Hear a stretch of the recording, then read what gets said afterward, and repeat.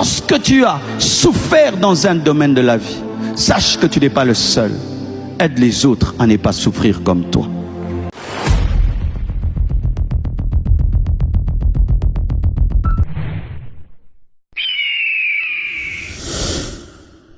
Lorsque Dieu voudra te donner la persévérance, il va faire que tu sois affligé. Il va faire que tu sois persécuté. Pourquoi? La persécution te pousse à te donner à Dieu.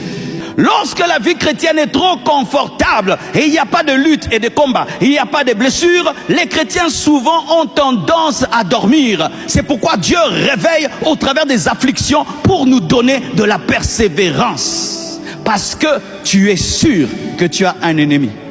Tu es sûr qu'il y a un diable. Tu es sûr qu'il y a un démon. Vous savez qu'il y a beaucoup de chrétiens qui ont oublié le diable, qui ont oublié les démons, qui ont oublié que nous sommes dans un combat. Ils sont devenus des civils spirituels qui n'ont plus conscience qu'il y a un autre royaume de l'autre côté. Mais lorsque tu vois dans ta vie des guerres, lorsque tu vois dans ta vie des blessures, tu sais qu'il y a un Satan. Et s'il me combat, donc je suis sur le bon chemin, je vais persévérer, je vais continuer, je vais persévérer, je vais continuer.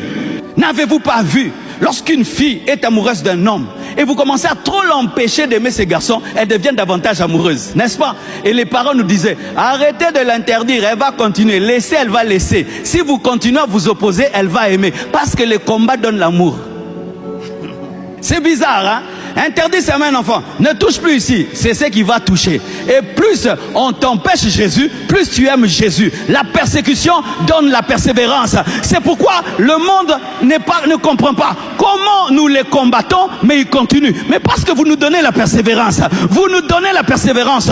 On avait oublié le diable, mais non, on sait qu'il y a un Satan et on doit lui faire mal. Donne-moi un amen. Que tes blessures ne t'amènent pas à lâcher. Mais que tes blessures soient le signe que tu ne dois pas lâcher. Que tes blessures soient le signe que tu ne dois pas lâcher, que tu dois continuer.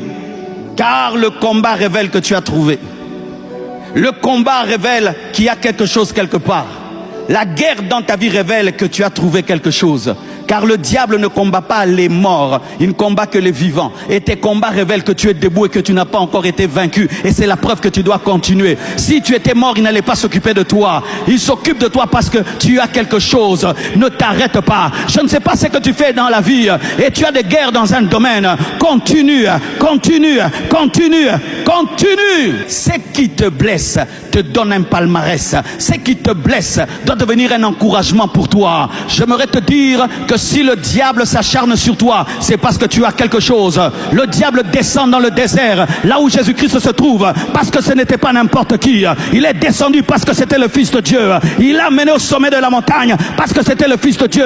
Ta guerre prouve ta dimension. Ta guerre prouve ta dimension. Ta guerre prouve ta dimension. Ta guerre prouve ta dimension. Si tu vois un homme fort passer devant un champion et le champion est à l'aise, dis oh, mais qu'est-ce qu'il y a? Mais si tu vois un petit bébé passer devant un champion, le champion fait ça. Bébé, champion, c'est un bébé. Non, ce n'est pas un bébé. Si le champion a kangele makofi, donc bébé ça sérieux. Quand tu vois dans la vie d'un homme, mon batwa sangelier, ah loko, azana loko. Frère, ba sangela ramuta faible te ba sangela ramuta makasi. Sois heureux de tes guerres. Sois heureux de tes guerres. Tu auras des choses à dire à tes enfants. Sois heureux de tes guerres. Tu vas conseiller les gens. Sois heureux de tes guerres. Tu es la preuve qu'il y a des gens qui aiment Dieu. Pas parce que tout va bien. Tu es la preuve qu'il y a des gens qui aiment Dieu. Qui aiment Dieu pour Dieu. Qui aiment Dieu pour Dieu. Qui aiment Dieu pour Dieu. Et qui peuvent voyager avec Dieu en cargo ou en business class. En cargo ou en business class. Lorsque la vie devient compliquée, c'est le cargo de Dieu. Mais pourvu qu'il y en a côté là, cargo. Cargo. Lorsque tu as souffert dans un domaine de la vie, sache que tu n'es pas le seul. Aide les autres à ne pas souffrir comme toi. Aide les autres à ne pas souffrir comme toi. Pourquoi aujourd'hui même je pense faire la maison du cœur? J'ai manqué de maison dans ma vie. J'ai manqué où dormir. J'ai envié même un pavement pour y mettre même mon matelas et dormir. J'ai attendu jusque très tard la nuit qu'une femme m'amène à je sais c'est quoi avoir faim. Je suis sorti des fois de ma maison où j'affronte la honte, l'humiliation. Tu vas vers une femme qui vend du pain du sucre. Tu ne connais pas, mais tu as tellement. Et tu sais que si je ne mange, tu mets la honte de côté, ton honneur familial de côté, et tu l'affrontes. Tu dis, maman, est-ce que tu peux me prêter du pain, du lait, du sucre? Je veux te rendre le soir. Des fois, elle te méprise, elle refuse. Quelle honte! Tu n'as jamais manqué ça dans ton enfance. Tu es devenu serviteur de Dieu. Mais une autre, elle te donne. Mais des fois, tu n'as même pas l'argent pour payer une dette de lait, de sucre et de pain. Mais tu dois passer par là. Tu es un enfant de Dieu, tu ne peux pas fuir. Et tu passes, elle t'interpelle. Mon argent.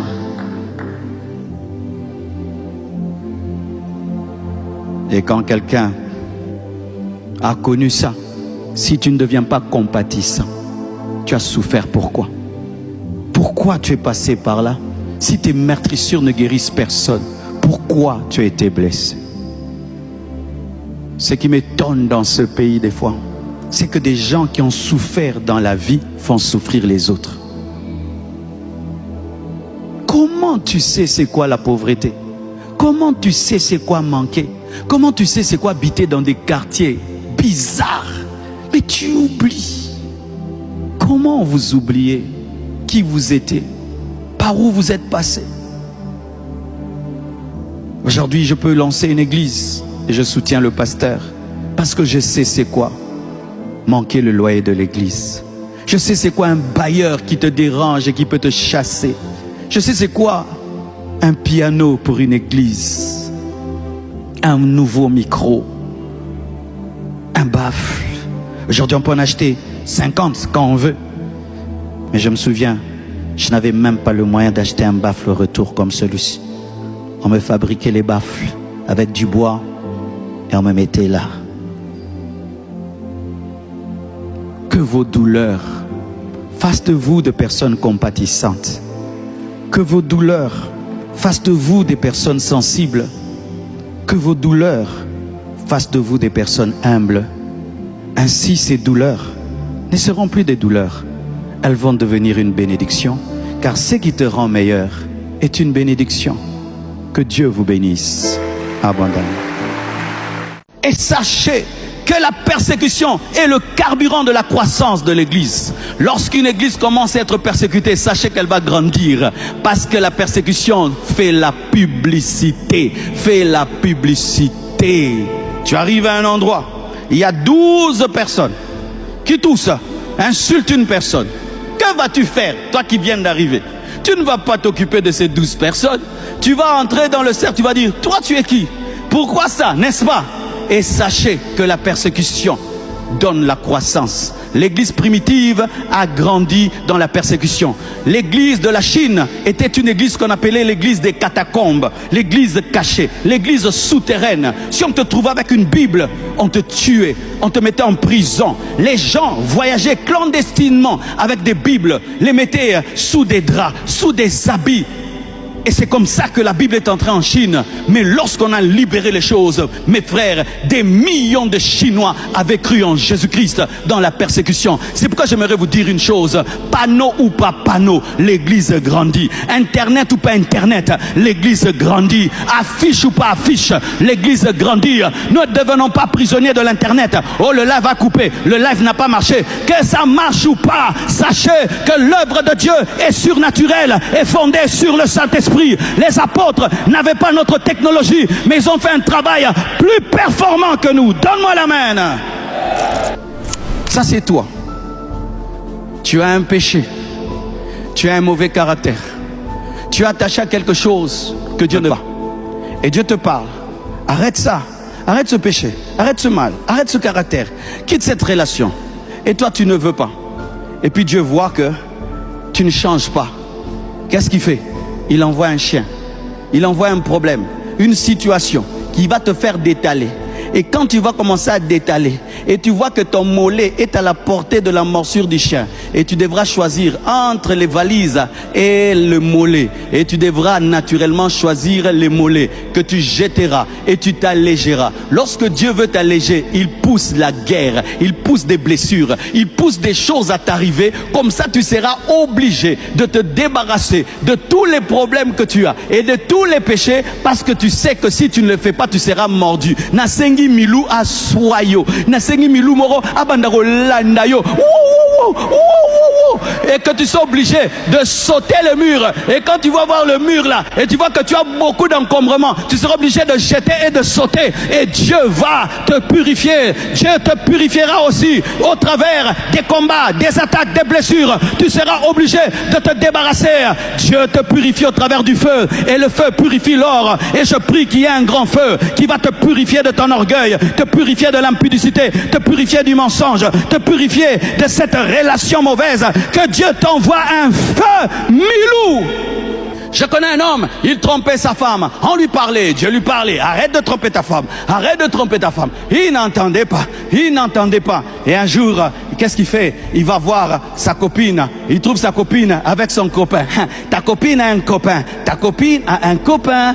Le voleur est toujours volé. Alléluia. Est-ce que tu ne le savais pas? Tu as 50 ans et tu trompes ta femme avec une fille de 19 ans.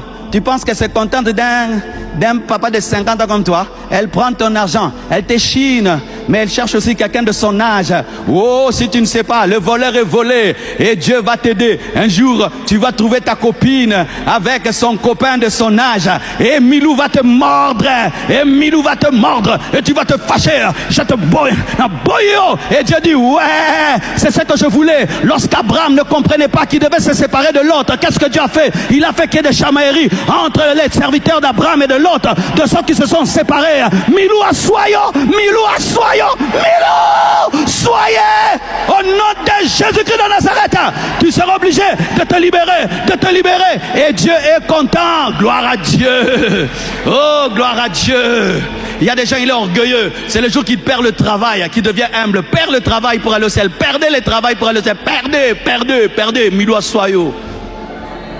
Ton trésor n'est pas en haut, ton trésor est en bas. Mais il faut des mains qui te brisent. Il faut une souffrance, il faut une douleur. Il faut que quelqu'un puisse te rejeter. Il faut que quelqu'un te fasse le mal. Et là, tu vas tomber à genoux. Tu vas commencer à prier à 4 heures du matin. Et pendant que tu pries à 4 heures du matin, tu te plains parce qu'on te blesse. Et Dieu te dit, arrête de te plaindre parce qu'on te blesse. Parce que je voulais te donner une révélation. Comment tu peux créer un produit qui peut guérir le cancer. Et tu deviens un Congolais qui crée un produit qui guérit le cancer. Et le monde entier te cherche. Et puis tu deviens multimillionnaire. Mais Dieu veut que tu puisses le chercher à 4 heures du matin, mais tellement que ta vie va bien, tu n'as pas le temps de le faire. Et il faudrait qu'on puisse te rejeter. Et quand on va te rejeter, tu vas trouver le temps pour Dieu. C'est alors que le trésor qui est en bas va te permettre de monter en haut. J'aimerais te dire que l'adresse du pharaon, ce n'est pas sa maison, c'est en prison. Et Dieu va t'amener là-bas pour que tu puisses rencontrer les chansons du roi. Et c'est lui qui va te permettre de rencontrer le roi. Dieu te fera descendre avant de te faire monter. Et si tu refuses de descendre, il va envoyer des gens pour te briser, des situations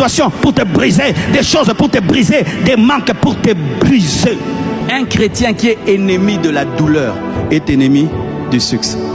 Un chrétien qui aime une vie chrétienne sans souffrance et blessure ne sera jamais grand. Tous les grands ont une page appelée souffrance. Tous les grands ont une page appelée persécution, douleur. Certains ne font que pleurer dans les temps difficiles, ce sont des gamins. Mais d'autres, dans les temps difficiles, lisent ce que Dieu fait, s'harmonisent avec ce que Dieu fait et glorifient Dieu pour toutes choses. Et je termine avec le meilleur de tous. Acclamons Jésus. Par ses meurtrissures, nous avons été guéris. Il n'avait pas besoin de la croix, c'est nous qui avons besoin de la croix. Pour ceux qui ne savent pas, Jésus-Christ n'est pas venu sur la terre pour vaincre le diable pour lui. Il avait déjà vaincu le diable car il avait déjà précipité. Mais il est venu sur la terre pour nous, afin de le vaincre pour nous. Enfin qu'en son nom, tout genou fléchisse et toute langue confesse qu'il est Seigneur. Il est venu pour briser nos chaînes. Par ses meurtrissures, tu es guéri du sida. Par ses meurtrissures, tu es guéri de la malaria. Par ses meurtrissures, Tu es guéri de la typhoïde. Par ces meurtrissures, tu dépouilles les autorités, les dominations. Le châtiment qui te donne la paix est venu sur lui. Il a brisé tes chaînes en étant suspendu à une croix. Il a brisé la puissance de la mort en acceptant la mort. Il est devenu pauvre pour que tu deviennes riche. Il a été maudit pour que tu sois béni. Le professeur Jésus, le docteur Jésus, le professeur Jésus, le docteur Jésus, le professeur Jésus. Alléluia! Pour ceux qui ne savent pas, Jésus n'est pas venu sur la terre pour vaincre le diable pour lui-même. Il avait déjà précipité du ciel sur la terre. Il est venu pour nous. Car lorsque Satan était vaincu au ciel, il est venu sur la terre, il a menti. Il a dit qu'il avait vaincu au ciel. Et Jésus l'a suivi. C'est pourquoi quand il a suivi, les démons, quand ils voyaient Jésus, disaient: tu es venu nous tourmenter avant le temps. Parce qu'ils savaient déjà qu'on les avait vaincus. Et il savait que s'il a une église à qui il n'a pas transféré la victoire, l'ennemi allait la vaincre. Mais pour transférer la victoire, il devait prendre la place des vaincus.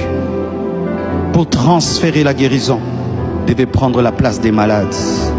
Pour transférer la richesse, il devait prendre la place des pauvres. Pour transférer la vie, il devait accepter de mourir. Lorsqu'il ressuscite, il présente les marques des clous. Et il dit: Thomas, viens toucher. C'est bien moi le blessé. J'ai été blessé afin de guérir les blessés. Lorsque nous serons à la croix, il y a quelque chose qui nous marquera. Celui qui est assis à la droite de Dieu le Père porte les marques de la croix, afin de toujours nous rappeler qu'un blessé nous a permis d'entrer au ciel. Le péché t'a fatigué, tu sais c'est quoi le péché, et tu décides de devenir un prédicateur de sainteté. Ta blessure a aidé les autres. Tu étais malade et tu sais c'est quoi être malade, et tu deviens un prédicateur de la guérison. Ta blessure a guéri les autres. Orphelin de père et de mère, et tu décides d'ouvrir un orphelinat.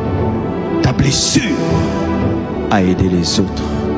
Tu as manqué une bourse d'études pour étudier alors que tu étais intelligent, et tu crées une bourse. Ta blessure a guéri les autres. Lorsque tu commences à devenir orgueilleux, Dieu envoie la persécution pour te briser. Et j'avais dit à Dieu: Dieu, comment tout ça dans ma vie? M'a dit: Marcelo, plusieurs qui sont arrivés à ton niveau m'ont abandonné. Ils sont tombés dans le confort, ils sont tombés dans le luxe, ils sont tombés, ils sont pris maintenant pour des patrons. Ils ont oublié qu'ils sont des appelés de Dieu. Ils ont oublié leur histoire, comment on a commencé ensemble. Ils sont devenus orgueilleux, ils sont maintenant dans les femmes, ils sont dans des divorces cachés, ils sont dans des choses. Mais j'ai permis ça pour que tu ne t'endormes pas, pour que tu ne t'endormes pas. Et moi j'aime Dieu pour tout ce qu'il fait pour moi et pour tout ce qu'il ne fait pas pour moi. J'aime pour ce qu'il fait et pour ce qu'il ne fait pas. Car s'il ne fait pas, c'est parce qu'il fait quelque chose de plus grand de ce que tu vois qu'il doit faire. Et je rends grâce. Alléluia. J'ai 28 ans dans le ministère, mais j'aime Dieu de la même manière. 28 ans dans le ministère, j'ai la même passion, j'ai la même rage, j'ai la même rage, j'ai la même rage. Je crains Dieu même plus qu'au début, même plus qu'au début. Aujourd'hui, je crains Dieu plus qu'avant, parce que je sais que je n'ai même pas le droit à l'erreur. Si tu confonds samedi et lundi, tu as péché. Imagine, j'ai atteint le niveau où je ne peux pas confondre entre dimanche et lundi. Hey, je ne suis plus au niveau même de faire l'impudicité. Non, je ne peux pas confondre entre dimanche et lundi. Si tu me poses une question, je réponds mal, j'ai péché. Vous imaginez la dimension. Maintenant, que tu sortes avec une fille et que la fille ait des photos de toi et elle dit: moi je ne peux pas faire ça, c'est un suicide. Je ne peux pas, parce que même ce qui n'est pas péché est péché pour moi. Maintenant le péché va être quoi? Archi péché. Béni soit Dieu pour cette consécration, béni soit Dieu pour cette sainteté, béni soit Dieu pour cette pureté, béni soit Dieu, béni soit Dieu, béni soit Dieu. Rekamamama, dès le matin, Shakatayama, tu rentres à la maison, Shakatayaba, tous les jours. Pourquoi?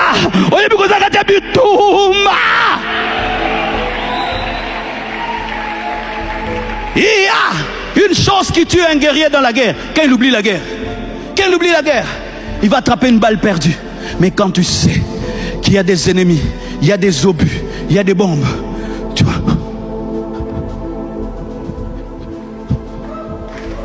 Pourquoi Pourquoi ils sont comme ça? Hein? Tu peux croire que c'est le théâtre. Non, il sait que la balle peut venir ici, elle peut venir ici, elle peut venir ici, elle peut venir ici. Même là, il met les pieds. Il vérifie parce que c'est des mines. Donc, et que ce soit en haut, ils sont comme ça.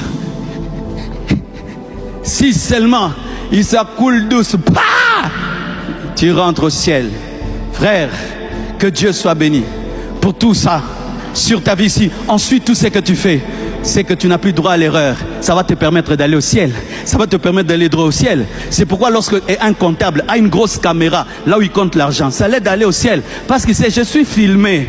N'éteignez jamais ces caméras. Ça va vous mener au ciel. Aujourd'hui, je crains Dieu plus qu'avant.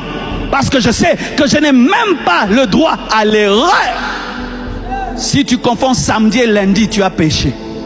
Imagine, j'ai atteint le niveau où je ne peux pas confondre entre dimanche et lundi. Hey, je ne suis plus au niveau même de faire l'impudicité. Non, je ne peux pas confondre entre dimanche et lundi. Si tu me poses une question, je réponds mal, j'ai péché. Vous imaginez la dimension. Maintenant, que tu sortes avec une fille et que la fille ait des photos de toi. Moi, je ne peux pas faire ça. C'est un suicide. Je ne peux pas. Parce que même ce qui n'est pas péché est péché pour moi. Maintenant, le péché va être quoi? Archi-péché. Béni soit Dieu pour cette consécration. Béni soit Dieu pour cette sainteté. Béni soit Dieu pour cette pureté. Béni soit Dieu. Béni soit Dieu. Béni soit Dieu. Rekamamama. Dès le matin, Shakatayama. Tu rentres à la maison. Shakatayama. Tous les jours. Pourquoi?